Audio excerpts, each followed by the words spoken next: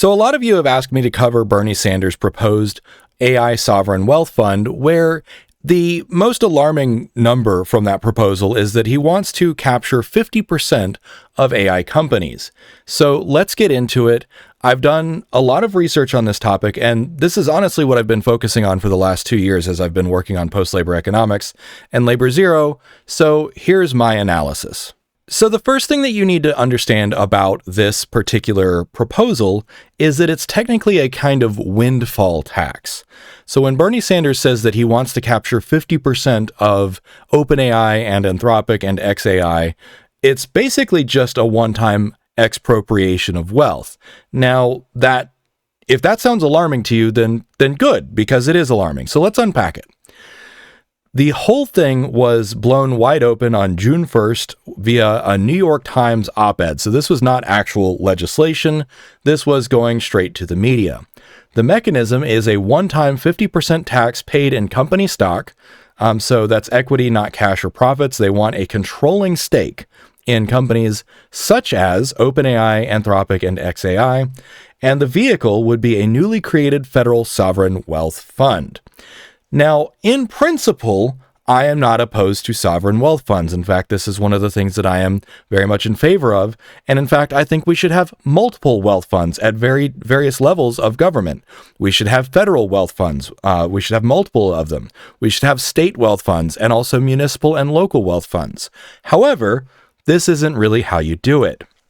So the moral foundation of this whole argument, the reason that he says that we should take 50% is generative AI models are trained on humanity's collective knowledge, creative work, and data without compensation.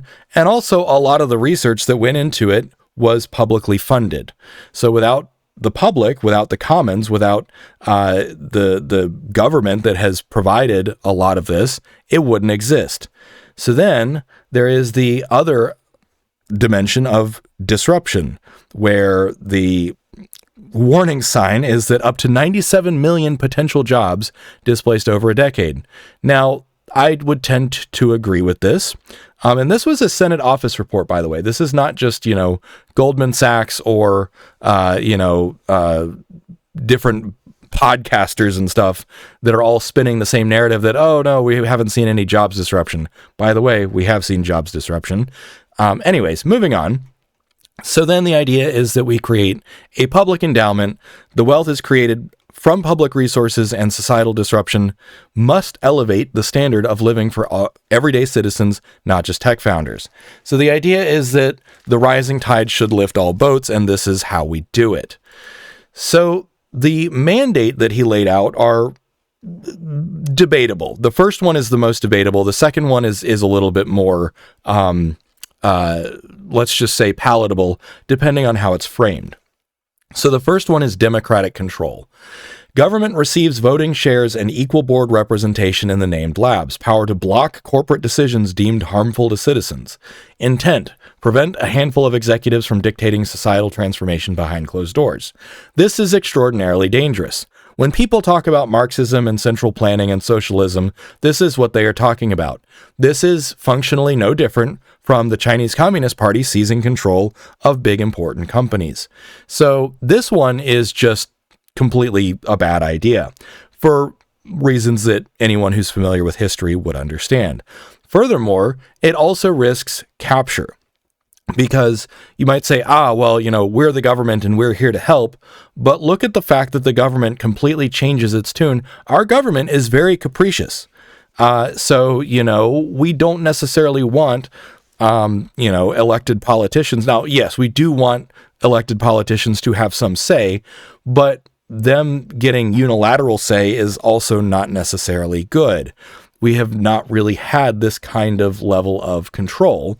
So this makes me think that the legislation was really designed to fail. Now, it's not even a piece of legislation yet. It was an op-ed. So the opinion piece is designed to fail. Now, however, the other mandate is broad wealth sharing, dividends distributed as direct cash payments to the American people, long-term funding earmarked for healthcare, education, and housing. Yes, this is very much in line with post-labor economics, where number one, you want proceeds from a sovereign wealth fund to go directly to the people. not necessarily as in-kind services, which is what healthcare, education, and housing are. I would also add transportation. You can do both. There are wealth funds out there in the world that do both. Some of them provide in-kind services. Some of them provide housing subsidies. Some of them provide direct payments. When you run the numbers, the Norwegian sovereign wealth fund provides something up to like 20 to 30% of total household compensation, meaning that the amount of income that the household has is effectively 20 to 30% higher than their actual nominal income. But they don't get it as an actual cash dividend. They get it as in-kind services, meaning that it's money that they didn't have to spend. So however you slice it, and there's some debate about oh well, if you just give people money, we should give people universal basic capital or universal basic services, and that is basically a fake argument. We should do all of the above. We need to give people money because of the economic concept called double coincidence of wants. For instance, you don't need healthcare all the time. You don't need education all the time. You do need housing all the time and transportation all the time. But really what you need is like food all the time. So because of that, because free healthcare and free education are not fungible, they're not necessarily the optimal target. And of course, there are people on the tech right who believe that we should just give people the potential to make money. But the thing is like, if you're not like just giving people tokens, universal basic computer, universal basic tokens, that's only going to benefit like 1 to 5% of people, because most people are not going to be honestly intelligent enough to use that information. And then eventually the AI is going to be the smartest thing. So then you have 300 million Americans competing with the same AI over basically a game of Monopoly. Like that's what the future of the economy looks like, is everyone has the same capabilities and the same basic resources. So then you're just trading, paper money. So anyways, you can tell that I'm not necessarily a fan of some of these things. Now, these are the biggest criticisms of this whole thing. So number one is capital flight. Forcing firms to surrender, half their equity destroys the valuations and drives founders, engineering talent, and capital to foreign jurisdictions. This is actually a thing. Even a mild wealth tax often does this. And you see where companies leave California and they go to Texas, or they then rehouse their data centers in Ireland or whatever. So we do know that highly mobile firms will move their assets, their resources, and their talent to wherever it is most tax friendly. So you basically don't want to do this. Then next is the actual United States Constitution. The takings clause would say that imposing a one-time stock transfer with inadequate compensation invites immediate paralyzing constitutional challenges. Basically, it's not happening. What Bernie Sanders proposed is unconstitutional. Then, finally, punishing success. These are kind of the three primary clusters of criticism. It treats frontier innovation purely as oligarch extraction, ignoring how risk, capital markets, and execution actually build value. Now, obviously, you might say, okay, leave the billionaires alone, they'll be fine. And to a certain extent, that's true, but also incentive structures do matter. And if just put yourself in the shoes of a venture capitalist or an investment banker, and you say, okay, well, I can put my money in column A, B, or C, and column A has a risk of 50% expropriation of what I'm investing in, but columns B and C don't, you're going to make the rational calculation that even if columns B and C are not as exciting, you're not going to get, fleeced for it. So it would actually probably not necessarily go well on the innovation side. Now, another dimension that I hadn't thought of is the conflict of interest.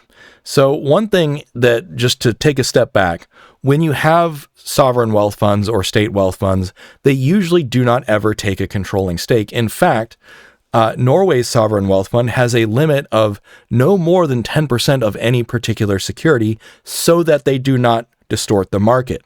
Whereas Bernie Sanders is explicitly proposing something for market distorting power.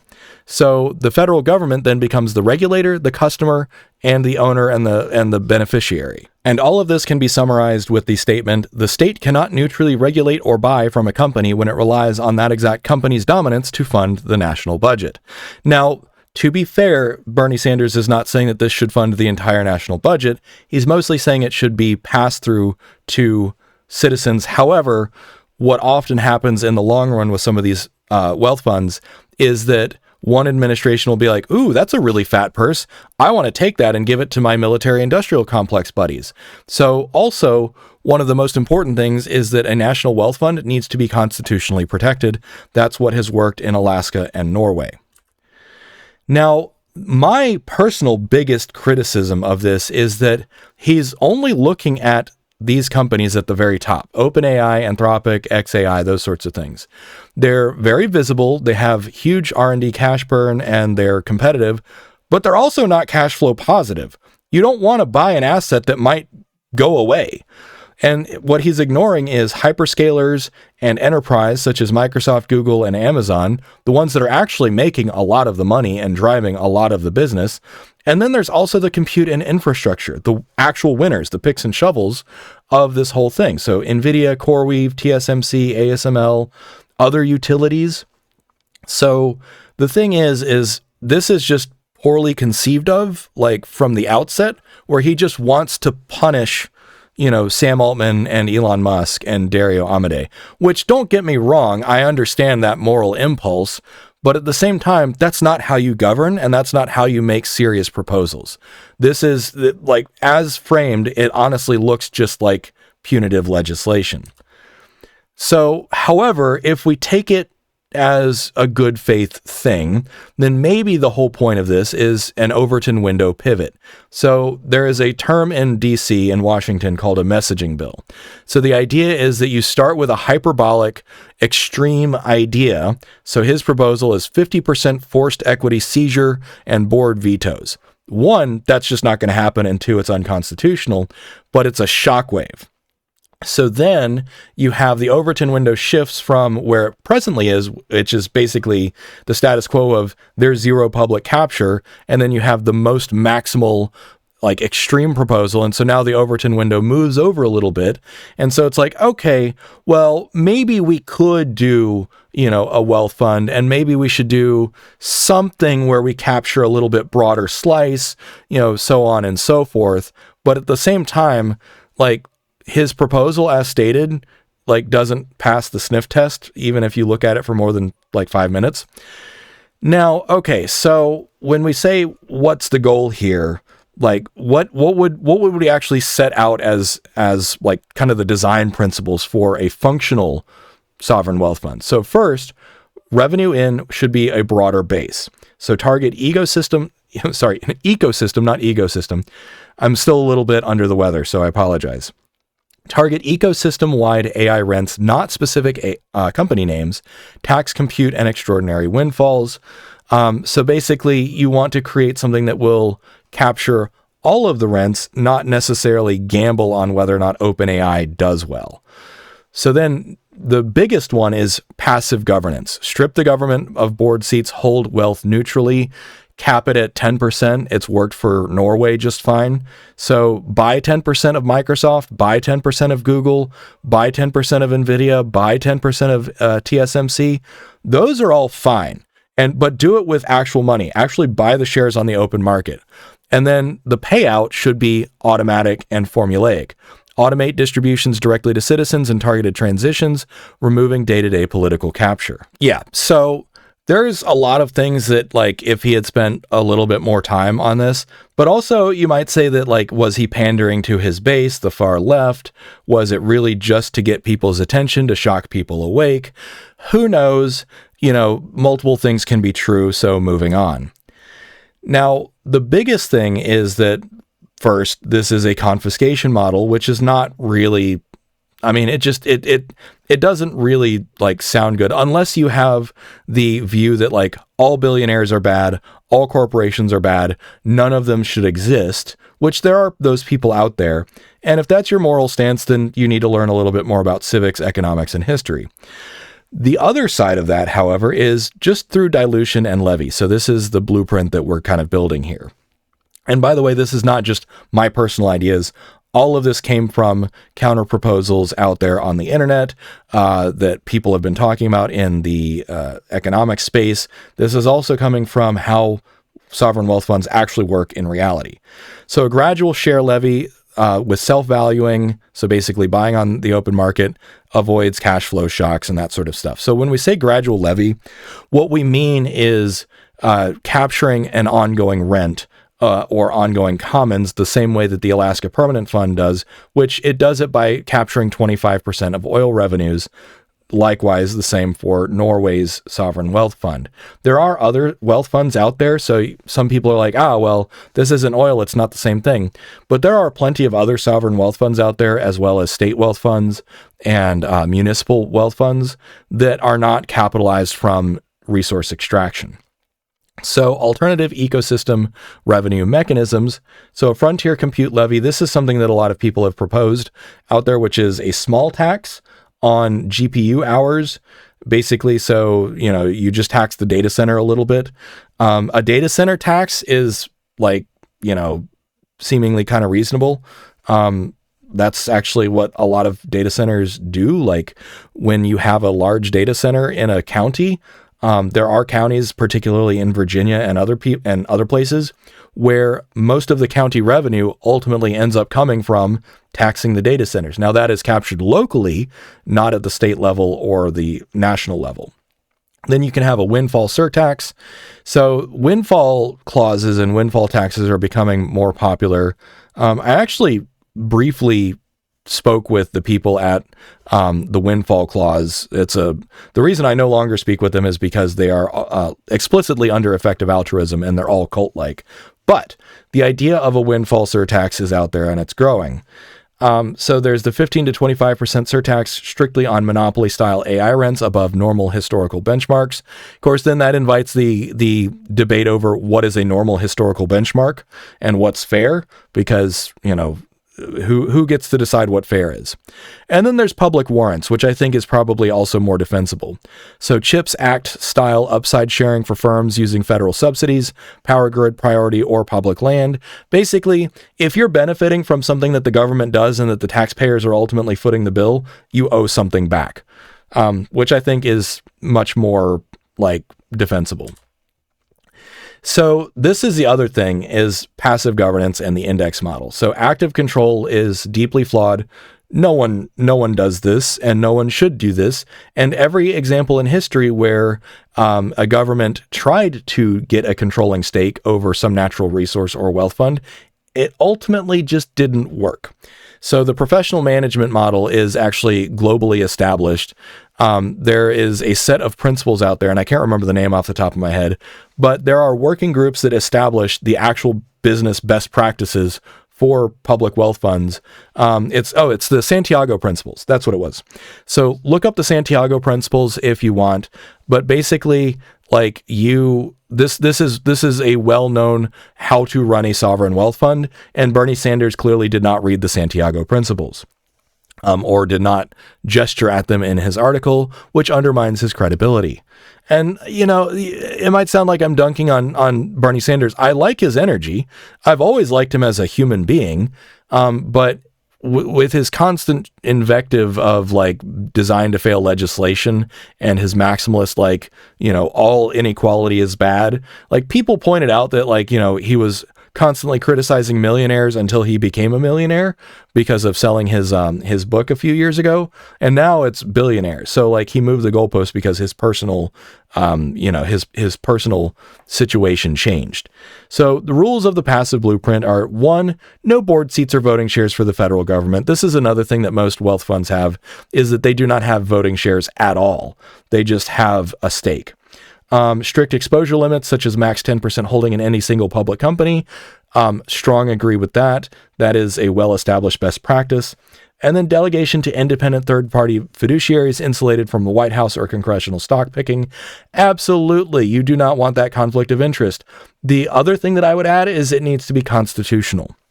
It needs to be constitutionally protected, as the Alaska Permanent fund is as the Norway permanent fund is, because if it's not constitutionally protected, it's just going to get raided in a few years. So the payout architecture, this is another thing, is where does the money go? So 40%, this is recommended, by the way. This is not anyone's policy other than just the research that I've done and what some people are proposing out there. So consider this just kind of a boilerplate template. So 40% of the returns should go to a AI dividend. So that is basically you get a quarterly payout from this fund, or an annual payout, as most wealth funds do. 25% goes to worker transition. So this could be like retraining and that sort of stuff. In the long run, I think that worker transition is going to be a waste of time and energy. I think we should be focusing on building a post-labor economy rather than trying to, perform CPR on the wage labor bargain. That's my personal view. 15% towards public infrastructure such as schools, research, compute, hospitals. I would also say roads and power grid and natural restoration. But that's just me. 10% local grid compensation. I guess that's kind of the same thing. Rebating local communities bearing the power and water costs of AI data centers. Again, this I think would do a lot to align incentives, because if it's like, oh, hey, we know that the data center that they're putting is taking some of our power and some of our water, but if we're going to get compensated more than that cost by virtue of the fact that it's all going to be rolled up into a sovereign wealth fund, then people are going to be much more willing to say, yeah, hell yeah, build that data center near me. I want those data center subsidies. I want that data center dividend. And then 10% for reinvestment. Honestly, I would say probably earmark more for reinvestment, but that's just me. We can debate over the specific ratios, but you get the idea that this is how the returns from this AI wealth fund could be used. So here's the master kind of side-by-side comparison. Sanders' provocative version versus kind of a more realistic blueprint. And again, remember, this realistic blueprint is not just my personal ideas. This is based on the Santiago principles and real wealth funds out there, as well as what other economists are saying. So narrow named labs is, the target base. This is just bad. It's dumb. It's very silly. What you should do instead is ecosystem wide. So we know that AI and tech is the next big thing. That's what's leading techno-feudalism. So just get all of tech, right? Tech is the next big thing. That's where all the $1 trillion companies are going. So get all of SpaceX, Tesla. And when I say all of, I mean like all of the companies, not like 100% of one company. 10% of all the companies. That's what I should have said. Revenue mechanism. So this is the next piece. One-time 50% forced equity transfer. First and foremost, that's unrealistic and it's also unconstitutional. It was pretty stupid for him to say that. Instead, you do compute levies, dilution, windfall taxes, and I would say probably a few other funding mechanisms out there, data center taxes, water taxes, carbon taxes, whatever else. But you want to create something that will continue to fill up the wealth fund over decades, not just a one-time expropriation.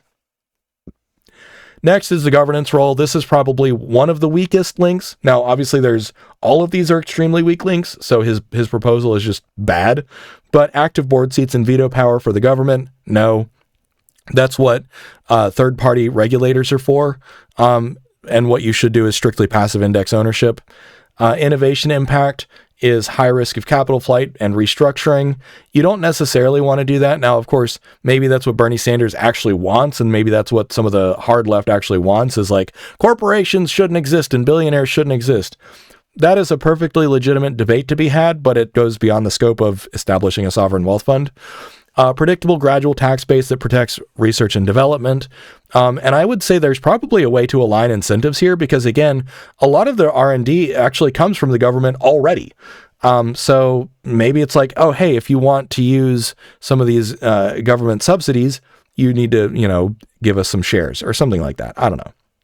Federalism, so centralizes infrastructure upside in Washington, D.C. Absolutely not. And then realistic blueprint, subsidiarity is kind of the principle here, compensates local grids bearing data center costs, but also enabling cities, counties, and states to also participate would be ideal. Because the thing is you don't necessarily legislate everything at the national level. Sometimes it's best to legislate things where it is actually taking effect. So I'm a really big fan of subsidiarity as a pillar of post-labor economics, which means create a framework that allows the state to also build a sovereign wealth fund from the data centers in their state. Allow the counties to also capture some of that rent to fund local services like their own schools, like their own infrastructure, because when you flatten everything at the national level, you just lose a lot of visibility. So that's it. That's kind of my spiel about Bernie Sanders thing. I'm gonna tell you, like, frankly, I am a little bit more disappointed than I thought that I would be after looking over kind of what he's proposing. But again, it's Bernie Sanders. He's one of the farthest left people in Congress right now. So, what do you expect? And that's my spiel for the day. Now, I want to address something, and that is that a lot of you asked about, like, what is this microphone? This is it's a shroud for the microphone. So this is the actual microphone that I have. And I use this because my room is very small and it's very echoey. But if the audio still sounds fine, then just let me know in the comments and I will stop using this. But I'm not an audiophile, but I am a perfectionist. So I want it to sound good. But anyways, with all that being said, thanks for watching, and I hope you got a lot out of this. I posted a deeper dive in both my school community and on my Patreon. So if you want a deeper dive into this, I'm also going to post a blog post on Substack, which will also have a little bit more of a deeper dive, which is not paywalled. So anyways, thanks for watching and have a good one. Cheers.